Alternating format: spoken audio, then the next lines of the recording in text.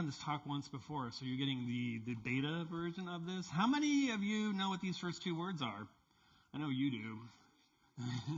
Like 5 of you. Ha, ha, ha. Okay, great. We're going to talk a little bit about Kobayashi Maru management. I'm going to explain that to you, but first, I want to give you a little bit about my background. I've been on the growth roller coaster for the last 2 decades or so. I always get to know the audience a little bit. How many of you remember Borland? Show of hands. Oh, my people are here. Oh, so good. Oh, great. Okay. Oh, phew, like other ones, it's like 2 folks in the back. I'm like, yay, good job. So I was at Borland early on, and then I did that thing called Netscape. Are you all familiar with that startup that you've never heard of? Because I worked there. I was there for a while. Then I worked at someplace a little bit more familiar. I was at Apple for about 8.5 years. I did the store, and I did part of Mac OS 10 at the time. I left, and then I did 3 startups. I was at Palantir, then I did Pinterest, and then I did Slack. And then, weirdly, ask me later, I went back to Apple. One of the reasons I went back to Apple are startups. Building culture is incredibly hard. It's exhausting. Most of my life from that Palantir to that Slack time was really building teams and building culture, and it's an incredibly huge amount of time. And I want to talk a little bit about one piece that is incredibly important. A little more get to know you. Engineers, raise your hands. Okay, that kind of makes sense. Okay, about 50%. Project managers, program managers, are you here? Oh, interesting. Oh, wow. The slow raise. Yeah, we're here. It's cool. Designers, are you here? Any designers in the room? Okay, that checks out. Want to be designers? Typography enthusiasts? No? Okay. Slack users, are you here? Any Slack users? Oh, my people are here. Oh, so that's good. Okay, one last question. I promise I'll give a talk. How many, I ask this question every single time. How many extroverts are here? Raise your hands. I know it's easy for you. Okay, good. Okay, good. Extroverts, raise your hands again. Leave them up. Okay, now introverts, raise your hands. Okay, I just want to point something out. Like 70% of you are introverts, self-declared introverts. And I know there's a spectrum and it's not like this or that. Every conference, which is mostly leadership, that I go to and I'm speaking to, 70% introverts, always. Think about it. All right, now I'm going to give you a talk. Holler if you've met Ted. Ted's feeling pretty good. Tuesday morning, he's got a little jet lag. Ted thinks he's got it figured out. He's sitting across from you in the conference room and he says, the new program launch is looking pretty solid, pretty standard stuff. I've done this a million times. It'll affect some of engineering a little bit, where they sit and some other stuff as well, but it's pretty standard stuff. I just need to tell a couple folks about this program, and bam, I'll be done. And you look over at Ted and you say, nice work, Ted. Amazing amount of work. Good job. Thanks, says Ted. Ted, you're not remotely done. Ted looks at me and goes, pardon? What are the chances that an announcement to the whole company that something is going to go awry, that someone's going to be angry, or something you hadn't thought of is going to occur as part of that change? The answer is pretty high. It's pretty likely. We're going to talk today, briefly, about system failure in complex systems. And I've dubbed this term a Kobayashi Maru event, which I will describe in a moment. Let's first talk about what I mean by a complex system. It's stable. It's a built thing. Knowable inputs, knowable outputs. It's working. A complex system is anything which involves a significant amount of human beings. All these feelings, all this knowledge, this complex thing we call culture that we can feel but we can't necessarily describe. all of this experience, all of these opinions. It's like you've got a leash on a hurricane. So I want to talk about 3 steps to a Kobayashi Maru event. I want to talk about the bad place. Then I'm going to talk about don't YOLO the comms. And then I'm going to talk about what does actually winning look like. So let's talk about the bad place. All of you are leaders, I'm guessing, whether that's a capital L or a lowercase l. A day in the life of a leader is full of unexpected developments. The daily stand-up where you discover you're a month late on that feature. The one-on-one where Justin tells you his shields are down and he's kind of thinking about another job. You didn't know that was going to happen. The random conversation in the hallway where you discover the first smell, the first hint of an impending disaster. These discoveries are standard operating procedure for any leader. They never stop. Good luck. But every so often, something really unique happens. A Kobayashi Maru event, which I haven't defined for you yet, begins innocuously. A simple communication. An allegedly easy decision. A non-hasty and thoughtful launch of a program. A well-designed and well-tested feature now available to 100% of your customers. Don't worry, I've done this a million times. When I hear that, my ears perk up. You've done this before, whatever this thing is. There's nothing nefarious going on, which makes the reaction to the event jarring. I was at Slack. I was at an offsite down in Santa Cruz. My admin called me, and she said, hey, we're doing promotions. It's promotion season, and we're going to go and I have all the data from about how we did promotions, and it's in a spreadsheet here, and we're super transparent about this sort of stuff. So would it be cool if I shared the spreadsheet with the team? And I'm walking, and I'm like, transparency, openness, open culture, sharing information, blah, blah, blah, blah, blah. And I say, of course, yeah, that sounds great. And I hang up the phone. We don't hang up phones anymore. I clicked end on my phone, and I put it away. I can see the tension rise in the room when I say this. People kind of nodding their heads. I'm like, oh boy, did you just screw up there? What was in there? There was a bunch of information about people getting promotions. How long they've been in their gender. There's a huge amount of ways to interpret this data in both positive and negative ways. And I thought of none of this when I said, sure, absolutely. It's the right thing to share this information with the team. And let's talk about what happens when these sorts of things begin. Let's talk about the first reaction to a Kobayashi Maru event. It's a complete surprise. You're like, sorry, what? What's going on here? It is an intense, instant, adverse reaction to something. You feel it immediately. It is usually via a population of humans that you weren't expecting. The folks that you 17 folks over here, you'll be fine with this. These 17 folks over here are suddenly super mad. And their observation to whatever your change has critical new information. Like, by the way, did you know that your gender split on promotions is way off? Did you even do that work, Lopp?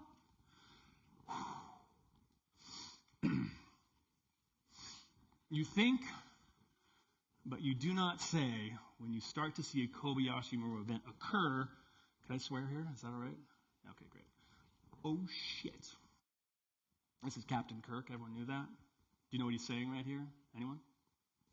He's yelling the word "con," which is why I'm going to tell you what this is now. In the 23rd century of the Star Trek universe, there exists a test for cadets on the command track for Starfleet. This is all fictional, by the way. I know that. This test primarily consisted of cadets placed in the command of a starship.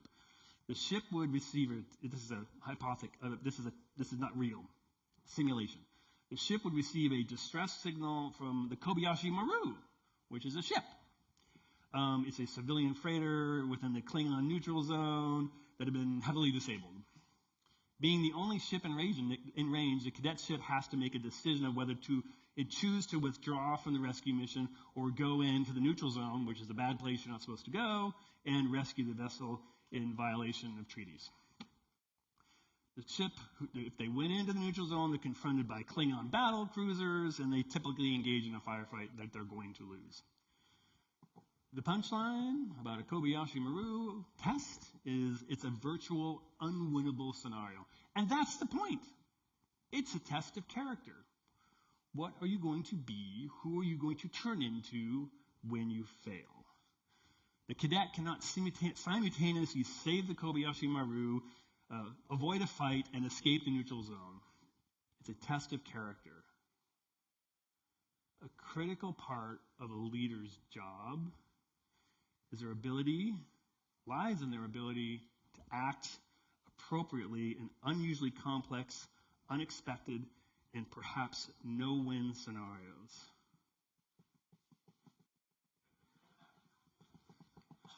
A Kobayashi Maru is a system failure because the usual means of getting something done, of doing important work in a group of humans, has spectacularly failed. A reorganization that felt obvious and non-controversial. An HR program that appeared to be a win for everyone. A well-intended disclosure of information plan to build trust in the system, like I was trying to do. The potential situations are endless, and the only true consistency that I have found is the two words that I uttered a second ago, and those are two words are, oh shit. And then you make it worse. I swear this is going to get lighter at some point. This is what you do. You say to yourself, I'm a leader. It says leader on the hat right here. It's okay. It's okay. I got this. Remember the attributes. Broad set of humans, diverse humans, a significant, unfamiliar and significant change to how these humans work. The initial success depends on perception, how they feel about the thing that they're doing, and it feels like familiar work. I've done this a million times. Combined with those attributes, your reaction creates this perfect Kobayashi scenario. My guard is down because I've done this a million times. The change is hard to digest. I've underestimated the number of folks affected. Success is dependent on their perception, which is why this larger than expected reaction emerges.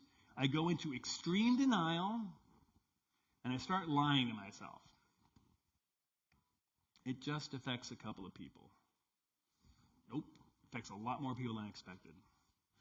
I'm sorry, it's just a misunderstanding. Nope, they heard you loud and clear. It'll blow over. Just give us a couple weeks. Nope, that's not what happens. Sorry, Ted. This is the bad place. When I find myself in these scenarios that Ted is in right now, you think you're done, but this is all you're going to be doing is fixing this for the next couple of weeks. This is all you're doing the next week, and you have like a job that you should be doing. This promotion thing that I did at Slack, at the offsite, an hour after I said share it, the document, I was in Slack with Stuart, who's the CEO and my boss, who was all caps creatively emojiing me how badly I screwed up. And I spent the next weeks doing damage control and trying to explain people my rationale, to translate the data, to find the insight from the data and explain it away. This is all I was doing for a week. So, what you're looking for is how to fix these, right? How are we going to get out of these scenarios? This is supposed to be where I tell you how to dig yourself out this hole you put yourself in, but it's one of those it depends problems. The number of potential situations that you could end up here is infinite, and while I have quite a bit of advice, we don't have infinite time for infinite advice. So how about this? How about we focus on not letting this situation happen in the first place? So here's the second most important slide that matters in this deck. And it's the beginning of a prescription on things that I think are important for you to do. Don't YOLO the comms. You only live once. I say this all the time. Don't wing the communications plan. How do we prepare for this event that we're about to do? Number one, I'm going to go through these real quick. You write down, vet the plan, understand the blast radius, draft the communications. I will now explain each of these. By the way, I want to say that. You need to write it down. You need to create a presentation, a document, some written artifact that explains why we're doing this, what success looks like because of this change, how we're going to measure success, and how anyone can give feedback on whatever this development is. This is simply a draft, and it will change so much before it's done. The reason I tell you to do this piece is because the art of passing it through your fingers, from your brain through your fingers onto whatever the artifact is, forces you to think through it in a different way than just me describing the change to you. It makes it far more real. If you read my blog, which is the reason I'm standing up here right now, it's because I've taken the time to write down things, and it makes me smarter because I think about it. All right. Number one, you have your shitty first draft of whatever the thing is you're doing. You need to take that thing, that document, that artifact, and give it to 3 humans who are not affected by this change and who you trust to tell it to you straight. Uninvolved, smart folks, maybe they have some contacts, but this does not directly affect them, and they're going to tell you the truth. If there's only one piece of advice that you're going to take out of this entire thing, it's these 3 people just giving you a sanity check on this thing that you're about to do. This is it. Unaffected, trusted humans are the ones who are more likely to see obvious flaws or unintended implications, unintended consequences in your plans, and they are eager to tell you about these flaws. You go back to the first step now. You're going to go rewrite the whole thing again. Back to step 1. Some of your first draft might change drastically here. Fundamental parts of the pitch are going to evolve. You might find enough information to think you can decide, don't do this. You have a lot more work to do. This is a bad idea. You need to keep iterating. You need to understand, you need to think through the blast radius of this change. Who are the humans that are going to be affected by this change? Write a list. Who are the people that are going to be affected by this change? Okay, how many are on your list now? 5? Just 5? Really? You're doing this whole change it's going to affect 5 people? Why are we doing all this work for 5 people? I'll tell you why. You're doing this because you can already smell the larger than expected impact. Some things, my spidey sense is tingling here. This is only going to affect 5, but I think it could be a lot more. How many humans will really be affected? Not just directly, but perhaps indirectly affected. Humans who care about the directly affected humans, friends of the humans who have strong opinions about any change in the culture, humans who are just going to raise their hands and speak, as they always do. Yes, put them all on this list. Return to your 3 trusted humans and vet that list. Is this the right set of folks that are going to be affected by this thing? If you can't make this list, go back to step 1 and figure out what am I actually doing here? You should know who you're affecting. With your framing and vetted list in hand, it's time to start to operationalize this program. It's called a cascading communications plan because you start with the most directly affected humans and you slowly work your way out through the rings. Here's the order of operation. There are the directly affected, a pre-flight meeting with anybody, one-on-one meeting with anyone who is directly affected by this change. Face-to-face, you're going to talk with this affected human, and you're going to see what he or she has to say about the framing. The rule is no one who is directly affected by this change is going to learn about this from anyone except you. You're the one explaining it to them. You want an instant Kobayashi is change someone's world where they don't have any sort of say in what the change is. I call this a pre-flight meeting because there's a non-zero chance that one of these humans in this pre-flight is going to point out an obvious flaw or something that's erroneous about your plan. I'm not talking about being unhappy with it. I'm talking about them seeing some strategic error. Did you think that Danny might have an issue with this person over here? Plan for changes to your framing during the initial rollout. Things that are going to take you back to step one. This rule obviously doesn't scale if you're managing 5,000 people and doing a massive reorg and it affects all these people. You can't actually do this one-on-one piece, but in a smaller scale, this is what I like to do. And I like to encourage a larger cascade where I take my managers or directors or whatever and have them do the same process. The idea is you want to see all affected people and teams hear about the change before there's any sort of public announcement.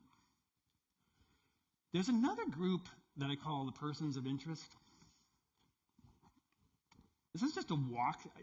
It varies depending on it, but this is folks that are probably maybe not directly affected, but in the past they'll have strong opinions about this.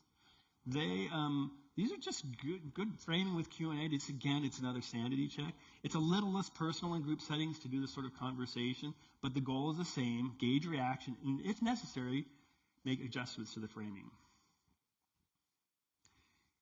And I'm going to put this in here one more time.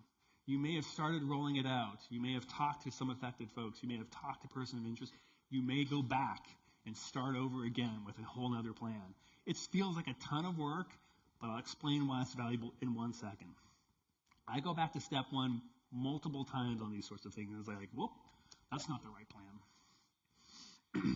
Also, aren't you glad you're doing this now versus when you were walking through a half-thought plan landed with an ominous thud?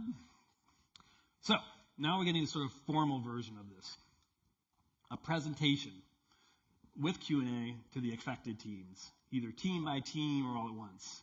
By this point, you've gone through like 3 iterations of evaluating this with different folks: trusted advisors, affected humans, persons of interest. This is the first time when I'm giving this presentation that I'm unlikely to make any changes to my strategy. This is now I'm officially rolling it out.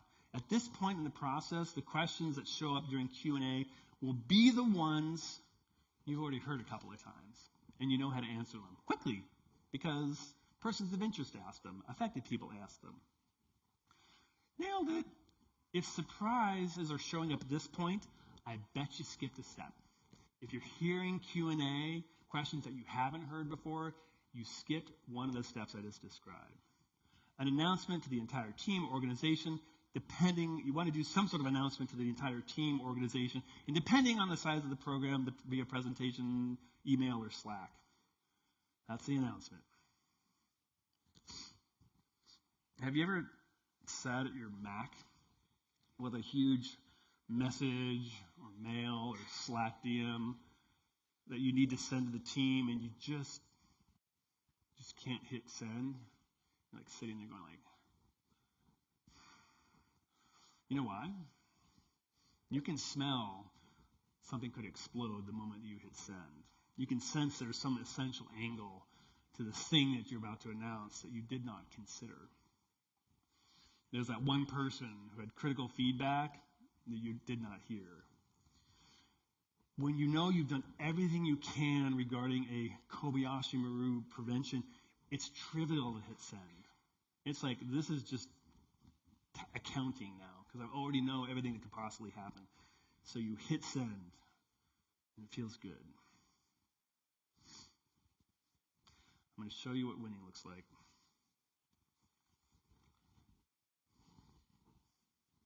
No one celebrates when nothing happens. This is perfect. Nothing. It was a boring reorg.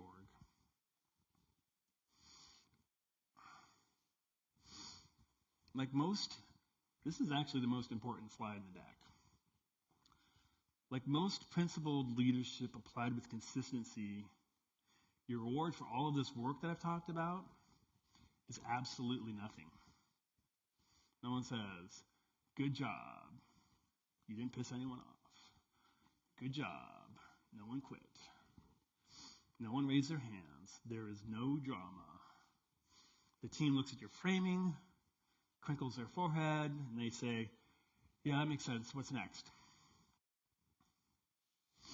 We did this reorg, huge reorg, hundreds of people, lots of feelings, total change to strategy. We did everything we've talked about here. It was a tremendous amount of work. Nothing happened. Everyone said, good job. That's fine. We all know when something significant goes wrong because suddenly everyone rushes around with great ferocity. Heroes, heroines appear when something goes wrong. They work for 3 days straight during the weekends. We award spot bonuses for this exceptional effort. There are no spot bonuses for averted disasters because they are the result of capable leaders doing their job. Kirk cheated. Captain Kirk cheated. The way he got the Kobayashi and Maru is he changed the program to allow it to be won.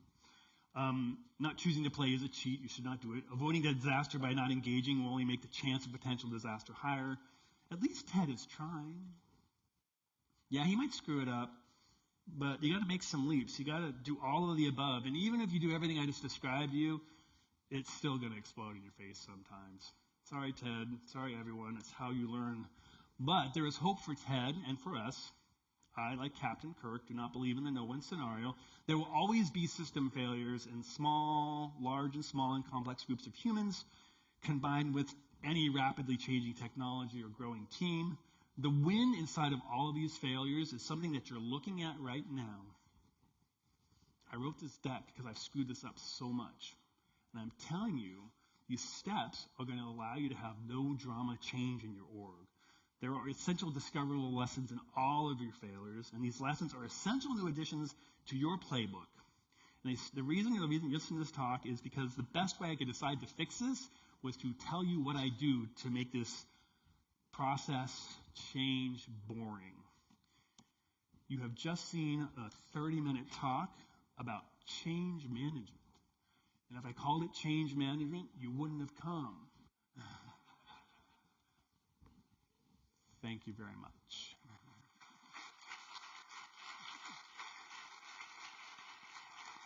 I think we might have time for one question. Then maybe we might have time for one question. Can we flick them up? Anonymous. How do you balance the desire to be transparent and open during change, but having to withhold some information from people? How do you communicate that one? That's two questions. That's two questions. You can do the first. So let's talk about the withholding piece. I think that's the thing that most people get tense about. I explain clearly whatever the hypothetical situation is. If I'm holding something back, I need to describe the principle that I am holding, the reason why I'm doing that. This is personal information. This is none of your business. This is pay information, which we will give you out in this form, which will protect privacy, but we have to do this work before that. I need to explain whatever the thing is, whatever the tension is, why I would not do it. I lean aggressively towards sharing information. That's my job as a leader. There's some things I can't, whether it's the law or whether it's the culture, whatever it is. If I'm holding it back, I need to explain why, and they need to look at me and say, I understand. Can I do the second one too? Yeah, great. Rumor mill, gossip. Sorry, this is not the question. I do this thing at the end of every staff meeting, which is one of the best sort of preventative measures I do to address this sort of thing. I do all this, it's an hour-long staff meeting. At the end of the meeting, every single time, this is your bonus topic, is I do a section called Gossip, Rumors, and Lies. It's just a recurring thing at the end of the staff meeting, and anybody can say like, well, I heard blah, blah, blah, blah, blah. And by the way, it stays in the room. We don't share whatever. But it's just a sort of way to kind of sniff around and kind of see what's going on and kind of let a little tension out of the balloon so people can actually ask questions there.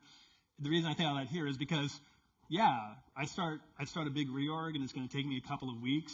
Things are going to leak. And I search around to try to get into the grapevine to kind of see what's going on there so I can kind of sniff out and say, oh, cool. Yeah, people already talk about that. How did you learn about that sort of thing? And try to figure out kind of what is, usually gossip is a question. The thing about humans is what they do in vacuums of information is they fill it with their worst fears. every single time. That's what they do. So you got to actually start injecting it. Like if, in this case, a reorg, I'm just making this up right now. If someone says, hey, is this happening? I'm like, yeah, we're working on something here. And, by the way, I'll be able to talk to you about that in a week and a half. Give them a deadline, give them something actionable there. So, great. I think that's us, but thank everyone for Michael.